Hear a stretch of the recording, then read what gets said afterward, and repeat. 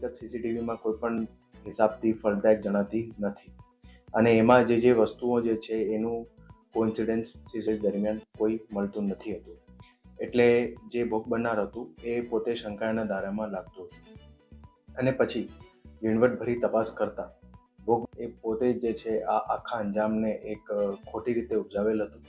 અને એમાં પોતે એમને પૈસાની જરૂરિયાત હોય એના માટે અને પોતાની આર્થિક સ્થિતિ સારી રીતે થાય આ પર્સનલ બેનિફિટ માટે જે છે એના દ્વારા ભોગ બનનાર દ્વારા આખી જે સ્ટોરી ઉપજાવેલ હતી.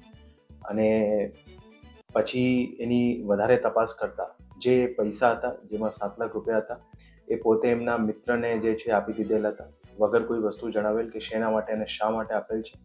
પછી પોલીસ દ્વારા એમને મિત્રને પણ બોલાવવામાં આવેલ અને એમને દ્વારા જે છે જેટલા પૈસા હતા એ બધા જે છે એ પોલીસને સોંપવામાં આવેલ છે.